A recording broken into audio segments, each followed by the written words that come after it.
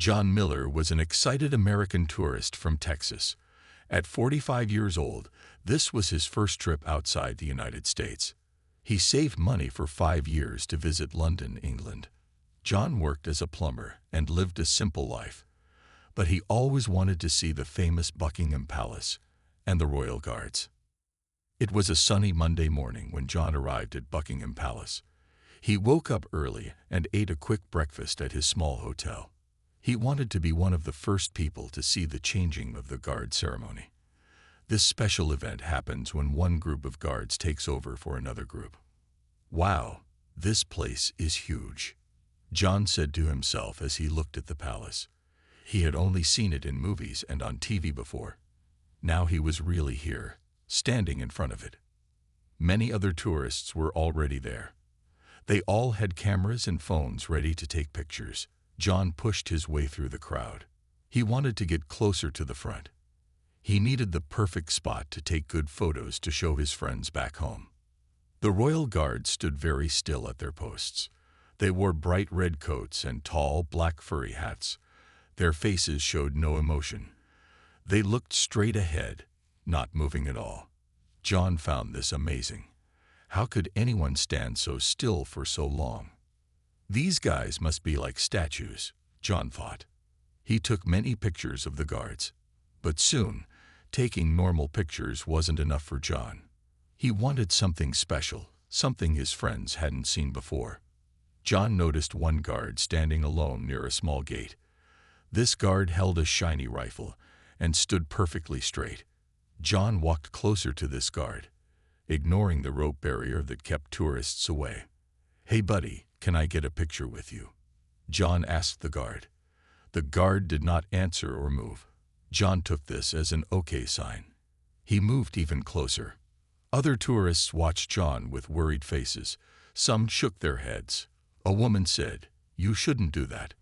But John didn't listen. "Come on, just one smile for my picture," John said loudly. He moved right next to the guard and tried to put his arm around the guard's shoulder for a selfie. What happened next was fast and shocking. As John's hand touched the guard's red coat, he accidentally knocked the rifle in the guard's hands. The rifle shifted, and part of the guard's uniform became crooked. "Steady base hiki from the Queen's Guard." The guard's voice boomed across the plaza. Everyone turned to look. The guard's face was now red with anger. 2 more guards quickly marched toward John. Their heavy boots made loud sounds on the stone ground. A police officer who watched over the palace also rushed over. John's face turned white. His hands shook. He did not expect this reaction. The crowd of tourists moved back, creating a circle around John and the guards. Many people took out their phones to record what was happening. "But I just wanted a picture," John said in a small, scared voice. He suddenly realized he had made a terrible mistake. The police officer grabbed John's arm firmly. "Sir, you have broken the rules. You cannot touch the Queen's Guard or their equipment. This is a serious offense." John felt his heart beating fast. All the tourists were watching him. Some were whispering. Others were pointing their cameras at him. His perfect London vacation was about to become something very different. And John knew he was in big trouble. The police officer led John away from the crowd. John's legs felt weak as he walked. His face was hot with shame. Everyone was watching him. Some people took videos with their phones. "Please follow me, sir," the officer said in a serious voice. "We need to talk about what just happened." They walked to a small building near the palace gates. Inside, there was a small office with a desk and chairs. Another officer sat behind the desk.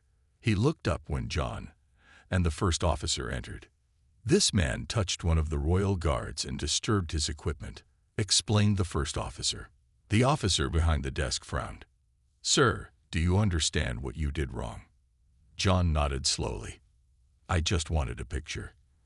I didn't think it was a big deal." "These are not actors in costumes," the officer said firmly.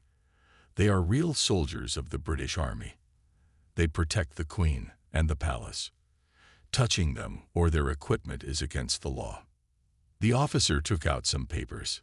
He wrote down John's name and information from his passport. John watched with a sinking feeling in his stomach. "The fine for this offense is £500, said the officer. "That's about 650 American dollars. John's mouth fell open. That was a lot of money. He had saved for years for this trip. Now he would have to spend a big part of his travel money on this fine. "I'm sorry. I didn't know," John said quietly.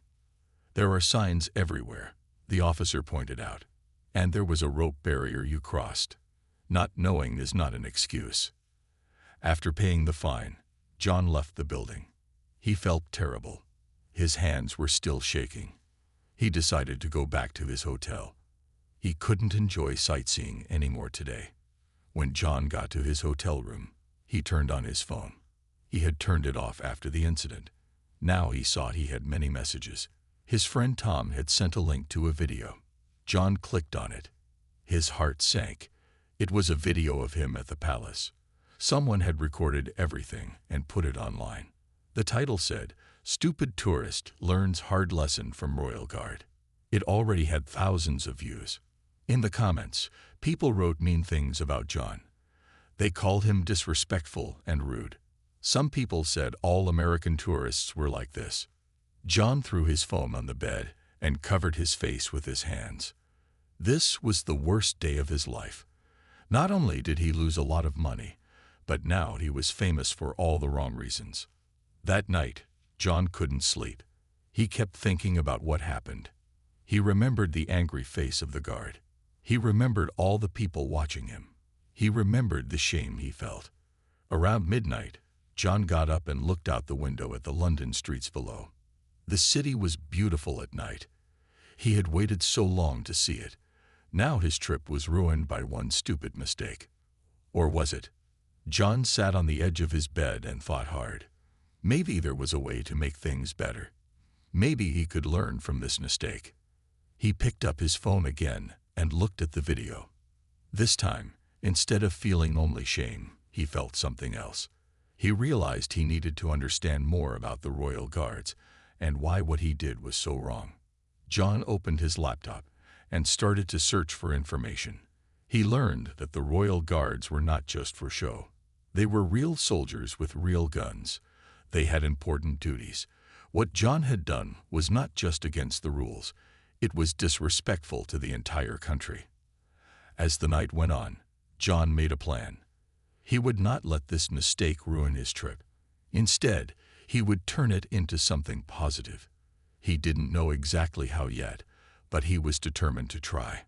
For the first time since the incident, John felt a little better. Tomorrow would be a new day, and he would make it count. The next morning, John woke up early. He had a new plan. After eating breakfast, he put on his cleanest clothes and combed his hair neatly. He wanted to look respectful. John walked back to Buckingham Palace. His stomach felt tight with worry, but he knew what he had to do. When he reached the palace, he went to the visitor center instead of the main gates. Inside, a young woman sat at the information desk. She had a kind face and a neat uniform. Her name tag said, "Emily." "How can I help you today, sir?" Emily asked with a smile. John took a deep breath. "My name is John Miller. Yesterday, I did something very wrong. I touched one of the Royal Guards and disturbed his equipment. I paid a fine, but I want to do more. I want to say sorry." Emily looked surprised. Not many tourists came back to apologize. She thought for a moment. "Wait here, please," she said. She went through a door behind her desk. John waited nervously. After 10 minutes, Emily came back with an older man. He wore a dark suit and had a serious face. "Mr. Miller, this is Mr. Thompson. He works with the Royal Guard office," Emily explained. Mr. Thompson looked at John carefully. "Emily tells me you want to apologize. Is this true?" "Yes, sir," John said. "I was very disrespectful yesterday. I didn't understand the importance of the Royal Guards. I'm truly sorry for what I did." Mr. Thompson nodded slowly. "Your apology is noted, but words are easy. Actions show true remorse." "I'll do anything," John said quickly. "I want to make this right." Mr. Thompson thought for a moment. "We have a special tour tomorrow. It teaches visitors about the history and duties of the Royal Guards. Usually, it's only for school groups. But I think you should attend." "I would be honored," John said. He felt a small spark of hope. The next day, John joined a group of school children for the special tour. The guide was a retired Royal Guard named Captain Wilson. He was tall and stood very straight, even though he was now in his 60s.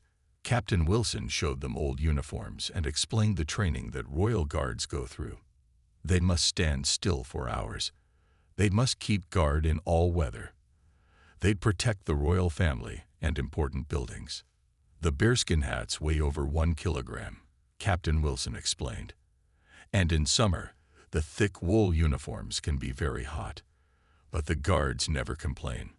John listened carefully. He was amazed by what he learned. The Royal Guards were not just for show. They were highly trained soldiers who took pride in their duty. After the tour, Captain Wilson came to John. "Mr. Thompson told me about you. What did you learn today?" John thought about his answer. "I learned that I was very wrong. These guards deserve respect, not silly photos. They work hard and have important jobs. I will never forget this lesson." Captain Wilson nodded. "Good. Now you can go home and tell others what you learned." On his last day in London, John visited Buckingham Palace one more time. He stood far back, behind the barriers. He watched the changing of the guard ceremony with new eyes. This time, he saw the pride and tradition in every movement. When John returned to Texas, his friends asked about his trip. They had seen the video online. "Did that ruin your vacation?" they asked.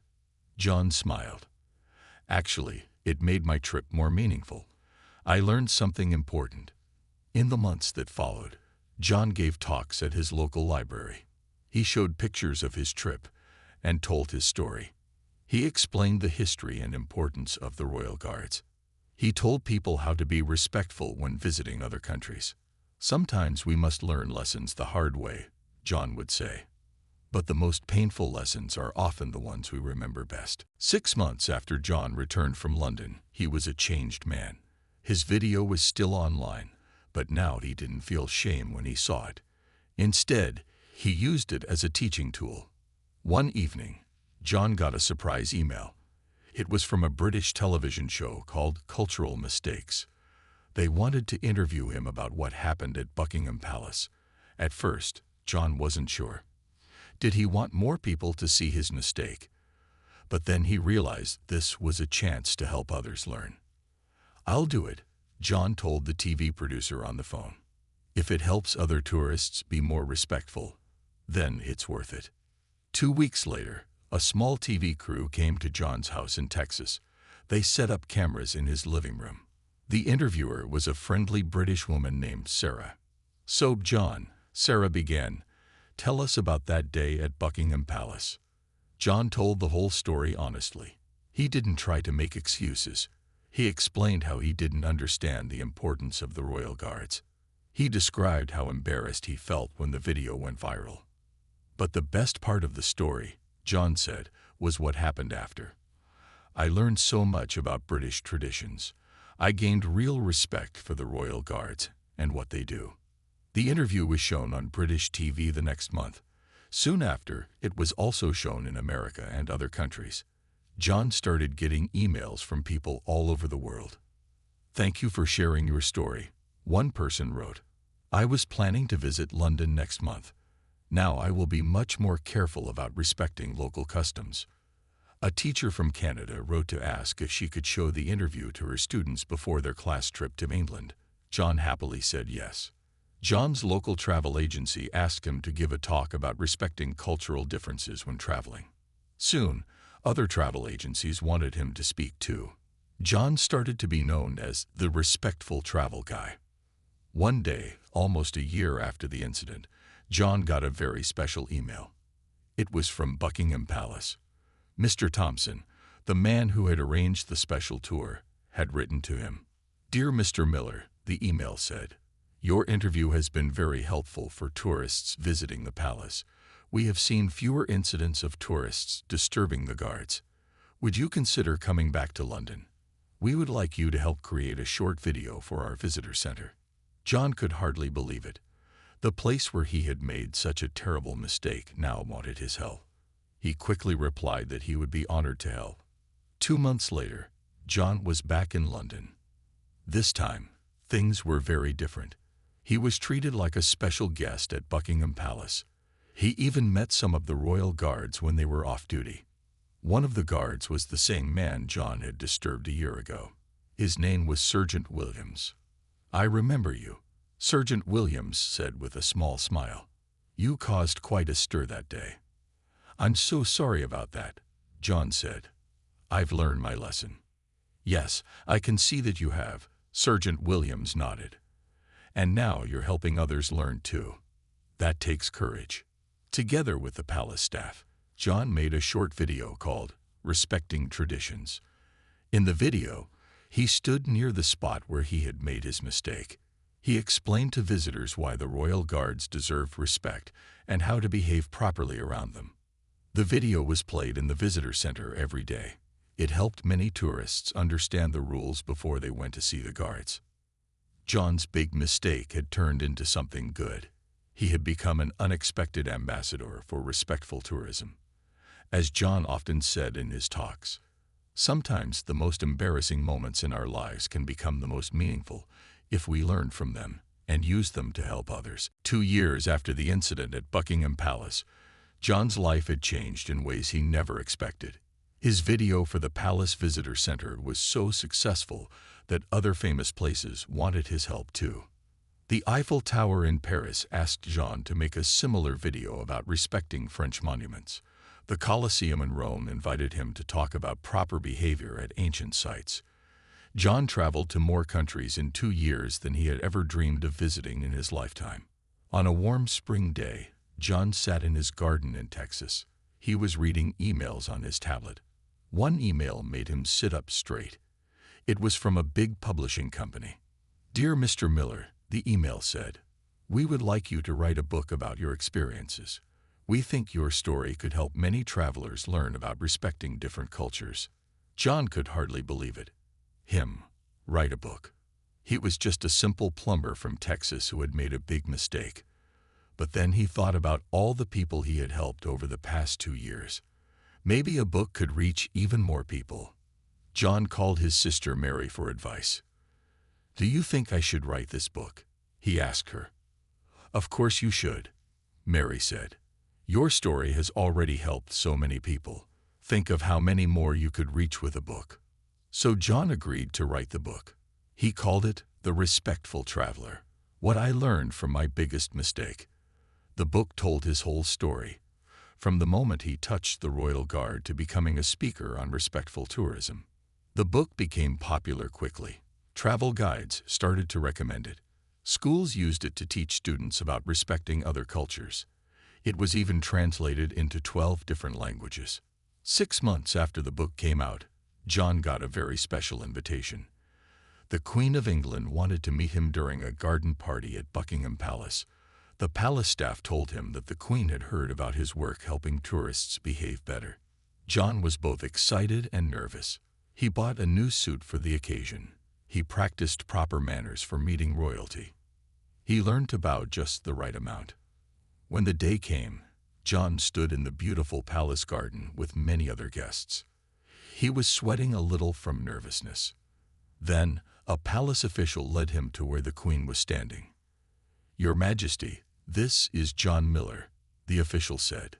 John bowed carefully. "It is an honor to meet you, Your Majesty," he said. The Queen smiled at John. "Mr. Miller, I have heard about your work. Thanks to your videos and book, we have seen much better behavior from our visitors. You turned an unfortunate incident into something quite helpful." John could hardly believe the Queen of England was thanking him. This was the same palace where he had made such a terrible mistake 3 years ago. Now he was being praised by the Queen herself. "Thank you, Your Majesty," John said. "I'm just glad something good came from my mistake." After meeting the Queen, John walked around the palace gardens. He saw some royal guards standing at their posts. This time, he stayed well back and showed proper respect. One of the guards gave him a tiny nod of recognition. That evening, John called his family back in Texas. "You won't believe what happened today," he told them. He described meeting the Queen and how she had thanked him. "Who would have thought," his mother said, "that your biggest mistake would lead to your greatest adventure?" John smiled as he looked out his hotel window at the London skyline. "Life is funny that way," he said. "Sometimes our worst moments can lead to our best opportunities, if we learn from them and try to make things right." And John knew this was just one more chapter in a story that had changed his life completely. All because of one mistake, one painful lesson, and the courage to make things better. 5 years had passed since John's big mistake at Buckingham Palace. His life had changed in amazing ways. His book was now sold in airports around the world. His face was known by many travelers. But something was missing in John's life. One morning, John sat in his kitchen drinking coffee. He looked at his busy calendar on the wall. He had speaking events planned in Japan, Australia, and Canada in the next few months. People wanted to hear his story and learn from him. But John felt tired. He had told his story hundreds of times. He had visited more than 30 countries. He wondered if it was time for something new. The phone rang. It was Mr. Thompson from Buckingham Palace. "Hello, John," Mr. Thompson said. "I have an interesting idea for you. The palace is starting a new program to train young guides. These guides will help visitors understand royal traditions. Would you like to help train them?" John thought about this offer. It wasn't just another speaking event. It was a chance to work with young people who would carry on his message.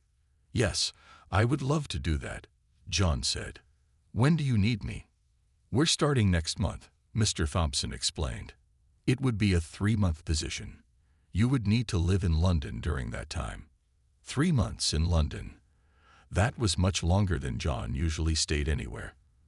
But maybe this was exactly what he needed, a change from constant travel. 4 weeks later, John moved into a small apartment near Hyde Park in London. On his first day at the palace, he met the 20 young people he would help train. They were between 18 and 25 years old. They came from all parts of Britain. "Hello, everyone," John began. "My name is John Miller. Some of you might know me as the tourist who made a big mistake with a royal guard a few years ago." The young people nodded and smiled. They all knew his story. "I'm here to help you understand how to teach visitors about respect," John continued. "Not by making them feel bad, but by helping them understand why traditions matter." Over the next few weeks, John worked closely with the young guides. He taught them how to explain royal traditions in simple ways. He showed them how to handle difficult tourists with patience. One of the guides was a young man named James. James was quiet but very smart. He asked many good questions during training sessions. One day, James stayed after class to talk to John. "Can I ask you something personal?" James said. "Of course," John replied. "Don't you ever get tired of being known for your mistake?" James asked. "Does it bother you that this one bad moment is what made you famous?" John had never been asked this question before. He thought carefully before answering. "At first, it did bother me," John admitted. "I was embarrassed. But over time, I realized something important. We all make mistakes. What matters is what we do after. My mistake gave me a chance to help others. I'm grateful for that now." James nodded slowly. "That's a good way to think about it. Thank you." As the training program continued, John noticed that James was especially good at explaining things to children. When school groups visited, James could make them understand royal traditions in fun ways. One day, Mr. Thompson called John to his office. "The training program has been a great success," he said. "The palace wants to continue it. Would you consider staying on as the permanent director of the program?" This was a big decision. It would mean moving to London permanently. It would mean a completely new life. But John felt ready for a change. "I would be honored," John said. This feels like the right next step. That evening, John walked through St. James's Park near the palace. He watched the sunset over the lake. He thought about how one moment, one mistake, had led him on such an unexpected journey. From tourist to teacher, from making a mistake to helping others avoid the same one, from being embarrassed to being proud of his work. Sometimes life's hardest lessons become life's greatest gifts. John had learned this in the most surprising way possible. 2 years passed since John became the director of the guide training program at Buckingham Palace. He now lived in a small but nice apartment in London. He had made many British friends. He even started to speak with a slight British accent sometimes, which made his American friends laugh when they called him. One spring morning, John was walking to work when his phone rang. It was a number he didn't know. "Hello, is this John Miller?" a woman's voice asked. "Yes, this is John," he replied. "Mr. Miller, I'm calling from World Tourism Organization. We are part of the United Nations. We work to make tourism better around the world." John stopped walking. The United Nations. This was unexpected. "We are creating a new program about respectful tourism," the woman continued. "We want you to be part of it. Would you be willing to join our advisory board?" John could hardly believe it. From a tourist who broke the rules to an advisor for the United Nations, it seemed impossible. "I would be honored," John said. "What would I need to do?" "We have meetings 4 times a year in different cities. We need your experience to help create guidelines for tourists all over the world." After the call, John hurried to his office at the palace. He needed to tell Mr. Thompson about this new opportunity. "That's wonderful news, John," Mr. Thompson said when he heard. "The palace will support you. You can keep your position here and still work with the UN group." Over the next few months, John attended meetings in Paris, Rome, and Tokyo. He met tourism experts from many countries. Together, they created a guidebook called The Respectful Traveler's Handbook. It was full of advice about respecting different cultures when traveling. At the Tokyo meeting, John met a woman named Hannah. She was from Japan and worked for her country's tourism office. She had a kind smile and intelligent eyes. During lunch, John and Hannah talked about their work. "Your story is very famous in Japan," Hannah told him. "We use it to teach Japanese tourists how to behave when they visit other countries." John blushed a little. "I still find it strange that my mistake has helped so many people." "It is not the mistake that helped people," Hannah said wisely. "It is what you did afterward. Many people make mistakes. Few people turn them into something good." John thought about Hannah's words often after the meeting. He enjoyed talking with her. When they met again at the next meeting in Madrid, they spent more time together. They discovered they shared many interests beyond their work. Back in London, John started to look forward to the UN meetings more than ever. He and Hannah exchanged emails and video calls between meetings. They were becoming close friends, and perhaps something more. One evening, Sergeant Williams, the royal guard that John had disturbed years ago, invited John for dinner. They had become good friends over the years. Sergeant Williams was now a senior officer in charge of all the palace guards. "So, I hear you've met someone special," Sergeant Williams said with a smile during dinner. John looked surprised. "How did you know about Hannah?" "Palace gossip," Sergeant Williams laughed. "Nothing stays secret around here for long." John smiled. "Yes, I've met someone. It's still new, but I think it could be serious." "Life is full of surprises," Sergeant Williams said. "Who would have thought that bothering a royal guard would lead to finding love?" John laughed. "When you put it that way, it sounds crazy." "That's how life works sometimes," Sergeant Williams said. "The worst moments can lead to the best things." As John walked home that night, he thought about his journey. From a tourist who didn't understand respect, to a man who taught it to others. From a person who made a bad choice, to someone who helped others make good ones. From a man alone in a foreign country, to someone who had found friends, purpose, and maybe even love.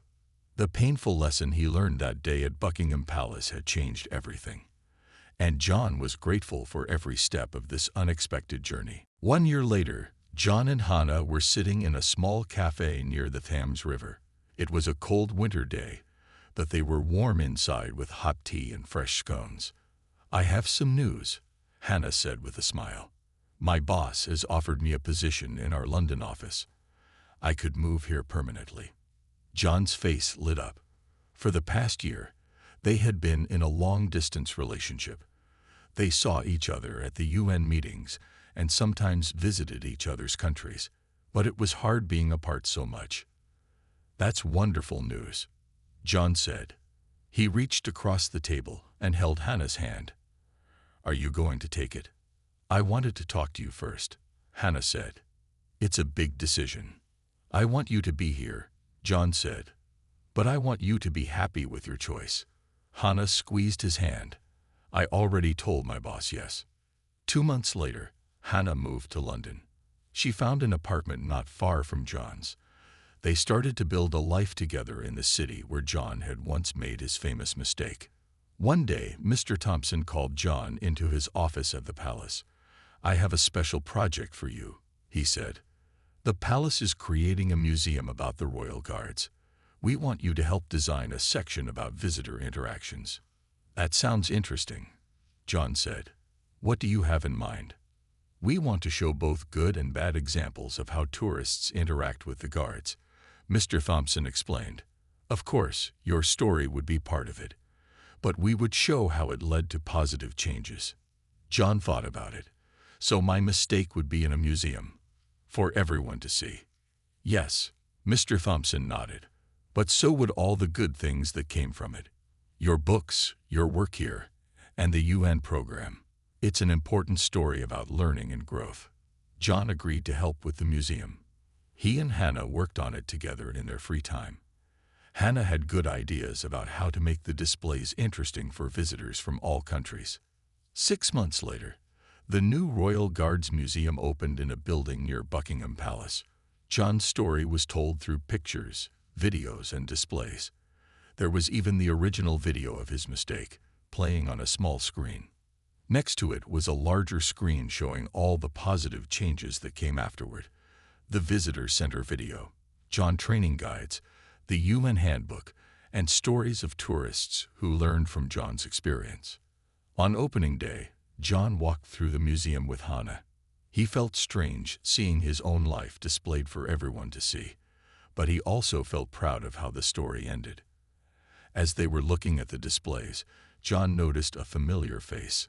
It was Captain Wilson, the retired guard who had given him the special tour years ago. He was much older now and walked with a cane. "Captain Wilson," John called out. "Do you remember me?" The old man looked at John and smiled. "Of course I remember you, Mr. Miller. How could I forget? You're the tourist who learned the best lesson of all." Captain Wilson met Hannah, and the three of them walked through the museum together. Captain Wilson told stories about his days as a royal guard. Some of them made John and Hannah laugh. At the end of the day, John and Hannah stood outside the museum. The sun was setting, making the palace glow golden in the distance. 10 years ago, I made the biggest mistake of my life right over there," John said, pointing toward the palace. "I never could have imagined where it would lead." "Life is full of unexpected turns," Hannah said. "Sometimes what looks like the worst day becomes the first day of a better life." John nodded. "I was just a tourist who didn't understand respect. Now I teach it to others. I found a new home, new purpose, and—" He looked at Hannah with a smile. "New love." As they walked away hand in hand, John thought about all the tourists who would visit the museum. They would see his mistake, but more importantly, they would see what can happen when you learn from your mistakes and try to make things better. 15 years had passed since John's famous mistake at Buckingham Palace. Now in his early 60s, John had gray hair and a few more wrinkles, but his eyes still shined with the same energy and warmth. John and Hannah had been married for 12 years. They lived in a cozy house near Regent's Park in London. They had made London their home. John had become a British citizen 5 years ago, though he still kept his American citizenship too. One sunny morning, John received a special letter. It had the royal seal on it. John opened it carefully and read it with wide eyes. "Hannah," he called to his wife. "You won't believe this." Hannah came into the room. "What is it?" "I've been invited to receive an OBE," John said in shock. "Order of the British Empire. It's an honor from the king for my work in tourism and cultural education." The letter explained that John would receive the honor for his years of work, helping tourists understand and respect British traditions. His work had spread to other countries too. The Royal Guards Museum was now one of the most popular museums in London. "This is wonderful news," Hannah said, hugging him. "You deserve it." 3 months later, John stood in Buckingham Palace once again. But this time, he was there as an honored guest. He wore a special suit for the ceremony. Hannah sat with other guests, watching proudly. As John waited for his name to be called, he remembered his first visit to this palace. How nervous and excited he had been. How he had made that terrible mistake. How embarrassed he had felt afterward. "John Miller," a palace official announced. John stepped forward. The king was sitting on a small throne. John bowed and walked toward him. The king stood and placed a special medal on John's chest. They spoke briefly, and the king thanked John for his service to the United Kingdom. After the ceremony, there was a small reception. Many important people came to congratulate John. Mr. Thompson was there, now retired but still proud of the program he had started with John. Sergeant Williams came too, wearing his full dress uniform with many medals. But the biggest surprise was seeing a very old man in a wheelchair. It was Captain Wilson, now in his 90s. John went to him right away. "Captain Wilson, I can't believe you came," John said, kneeling beside the wheelchair. "I wouldn't miss it," Captain Wilson said in a weak but happy voice. "You were my best student, you know." "But I wasn't even a real student," John said. "I was just a tourist who made a mistake." "The best students," Captain Wilson said wisely, "are those who learn from their mistakes. And you learned better than anyone." Later that evening, John and Hannah hosted a small dinner at their home for their closest friends. As they ate and talked, John looked around the table. There was Mr. Thompson, Sergeant Williams, Captain Wilson, who insisted on coming despite his age, and several guides from the palace program who had become good friends. During dinner, Sergeant Williams stood up to make a toast. "To John," he said, raising his glass, "the tourist who touched a royal guard and ended up touching all our lives." Everyone laughed and raised their glasses. After dinner, John and Hannah walked their guests to their cars. Captain Wilson was the last to leave. As his nurse helped him into the car, he held John's hand. "You know," Captain Wilson said, "some people spend their whole lives trying to find their purpose. You found yours because of one mistake. That's quite remarkable." After everyone left, John and Hannah stood in their garden. The stars were bright above London. "Did you ever imagine your life would turn out this way?" Hannah asked. John shook his head. "Never. If someone had told me 15 years ago that touching that guard would lead to all this, a new career, a new country, meeting you, and now this honor, I would have said they were crazy." "Life's greatest journeys often start with a misstep," Hannah said. John smiled and took her hand. His journey had indeed started with a misstep, a painful and embarrassing one, but it had led him exactly where he was meant to be. Sometimes, the hardest lessons are the most valuable gifts we receive.